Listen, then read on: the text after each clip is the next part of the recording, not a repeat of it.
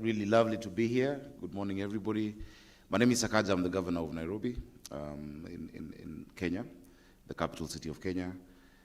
I'm really happy about this conversation. Thank you, President, for inviting us for this discussion. It's time that our cities woke up and got together. So the first thing, before I get into whether we're taxing our people the most, is that our cities cannot compete against each other. We need each other. We need to unite. We need to be connected. I'm embarrassed that it's the first time I'm meeting the mayor of Dakar and colleagues. The young people of our cities, Africa is young, median age is 19, are no longer competing with each other. They're competing with young people in Asia, in Europe, in Japan, wherever it is. So we must, number one, be united so that we can leverage on the numbers that we have. Otherwise, if every city is trying to do its own thing without a strategy, Africa, the future won't plan itself. You know, we must plan for the future together, number one. Number two, I don't think cities, and I'll speak for my city, I don't think we're over taxing our people. Cities must be creative. We must be innovative. And what we're doing, we realize, for instance, for Kenya, our biggest foreign exchange earner is our remittances from Kenyans in the diaspora.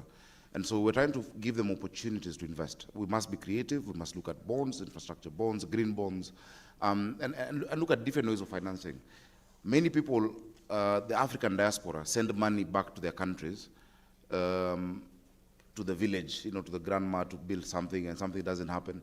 What if we converted that into an investment in infrastructure? The needs we have are great, but we must get creative. So our different legal frameworks allow us different revenue-raising potential.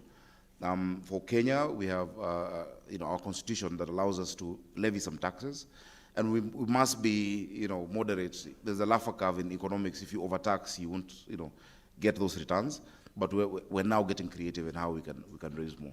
So number one, unite. Two, sell an African package together. And then three, get creative. We have advantages that those before us didn't have. We're connected. We have technology. We have resources that were not there in 10, 20 years ago.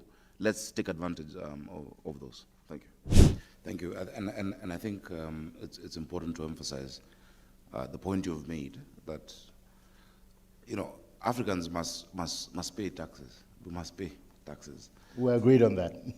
Yeah, and just to commiserate with my friend from Dakar. But we must offer services, commensurate to the taxes that are raised. In the last 1 year that I've been governor, I've increased the revenue of Nairobi. It's the highest ever collected in the last 5 years. And we've done that by using technology, leveraging on technology, devolving it further to the lowest level, making it convenient. Many people want to pay, but it's not convenient. So you make it convenient. You can pay everything online. You can generate your invoices on your phone. And by that, I've been able to raise it to 10.5 billion Kenyan shillings. It's not been that in a long time. And people enjoy it, And when people understand why you're charging them a certain thing, they will always comply, And that has been the experience the last 12 months in Nairobi. Of course, we are readying ourselves for the capital markets. We've done our own, rating by independent institutions. We have a BBB rating as Nairobi County. And I think the challenge that many would have, is historical issues with your cities. I got huge pending bills before I got into office, but just an economic plan of how to deal with those. And I think one of the ways the bank can help our cities is helping the city's future, plan, have an economic master plan, 10, 20, 30, 40 years. Africa is the youngest continent. Our young people are coming to the urban areas. We cannot expect the future to plan itself. We must plan it. And so the bank must help every city in Africa have an economic strategy to leverage on its opportunities, to look into the future, and I put together a task force on Nairobi Vision 2050. And so that is looking at different ways of raising, money. So your question on the capital markets, we've engaged with our capital markets authority. We've done our credit rating. We're putting up, an infrastructure bond and a green bond to look at, climate, interventions. I'm the vice chair of the C40 cities, and that is one area we're looking at about climate change. And then, how do we encourage the citizens to partner with government? Because you must bring private capital into public good once they believe in what you're doing. And I'll give you a quick example. This watch I'm wearing, I'm not wearing two watches to be flashy, but this is an initiative where we're feeding our children. I was actually beginning to wonder about that. Yes, it's not being flashy. This is tap to eat. This is a technology. 250,000 children in Nairobi are getting a meal every day in school. And how we've been able to do it, apart from building the kitchens, during COVID, I went to a school. I was a senator before I was governor. And so when I went to this school to donate some desks, I asked the children, what would you like me to do for you? And normally, the children would say, we want basketballs, we want, sweets. And they said they want food. And as a parent, I was really hurt. And I realized in our urban areas, in our cities, there are many children missing school because of lack of food. And so what did we do? Number one, we built kitchens. We explained the need to Nairobians. And people are now partnering with us, and using this technology just with 5 cents, I think 4 cents if I'm to transfer it, children are getting 650 grams of food every day and they're taking it back home. So citizens can be able to contribute through their phones, by sending us 100 shillings, adopt a child for a month or for 2 months. And so there are many ways in which private capital and individual philanthropy can come and help government once the people understand the vision and what you're doing. So it can't be business as usual for our cities. We must translate compelling vision to the people, compelling vision to investors on the plan that we have over a long time. So 2 things. Number one, help us plan the economic potential, leverage. What Nairobi needs to do is different from Dar es Salaam, is different from Kigali. Kigali is a great growing city. If you look at Nairobi as a city, for instance, it will be the 20th richest country, if you were to look at it as a country, the GDP of 27 billion. But let us come together and say, this is what we need in South Africa. This is what we need in Lagos. This is what we need to do for Ghana. Together. That was the point I made the first time. And then plan. Give us a 20-year plan. This is what we need to do for the West, for the East, for the South. But previously, every city has been going to donors separately, saying, oh, help, Harare.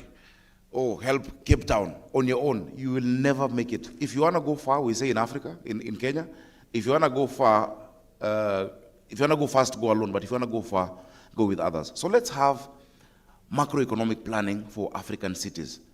If you don't do that, the plans for our countries will not work. The focus has been at the AU, just national interventions. But until we get city-focused interventions for Kigali, for Nairobi, for Dakar, for Addis Ababa, then the future will be bleak. If we know the fact that Africa is urbanizing, is a young continent, everybody's coming to the city, please, President, help us do those plans. And then number 2, let's get creative. Let's use technology. We call ourselves the Silicon Savannah. Our young people are coding today for Japanese fishing lines. They're coding from Nairobi for Silicon Valley companies. How do we leverage the technology of young people, and just the enterprise of our young people for the future of our cities? So that's the direction that I think we need to go as African mayors and governors and leaders of our cities. Now, allow me to pick up from the sports question. It is true, we have a lot that we can leverage on as Africa. I was in Paris a few weeks ago, and the Paris 2024, they're planning, and I think they've changed the name of the marathon. It'll now be called Chase the Kenyans, because people compete for number 2 and 3, so invite you to watch Chase the Kenyans next year. We've got Ethiopia here, so I'm sure a response is coming shortly. Yes, and the same thing happened to them, really. Chase the Kenyans, then the Ethiopians. But really, the creative economy and sports must be looked at by leaders on our continent as an economic frontier moving forward. If you look at what the United States has done with their basketball, what Europe has done with their football, where it is Kenya, it's African players really on the pitch, but we've not seen a reflection of that on our continent. We need to take sports and music and arts and film more seriously as potential economic frontiers for our young people. But really, to close and to summarize is difficult. I think it's time that African cities and local governments realize that we need to, 1, be bold, we need to be prepared, we need to plan with the future of our continent. and we need to be connected. We need to unite. We need to be able to package bankable investment, products for our cities, and be bold enough to go out there, not looking up for affirmation, but confident of what we represent, as representing, the real growth frontiers of the world. Cities and local governments are more nimble than national governments. We're able to take more risk because, the impact of the things not working is not as much as if it is national governments. And we should unite. And I'm glad to see Jean-Pierre is here. I wasn't here when you spoke. And I've told you this before in Nairobi. We need to come together. We need to be deliberate. The future won't plan itself. I was reading a Harvard case study on Mayor Bloomberg on New York, on not just the economic master plan he did for the city, but on marketing a city. Look at Kigali as a brand. Look at Nairobi as a brand. Look at Dakar as a brand that you can package and sell like a product. Then we will reap on those economic opportunities. So really, thanks for this opportunity. I'm really honored and humbled to have been invited. And I think with the bank now dealing directly with cities and local governments, the future is only bright and brighter for us. And I look forward to more work together. Thank you.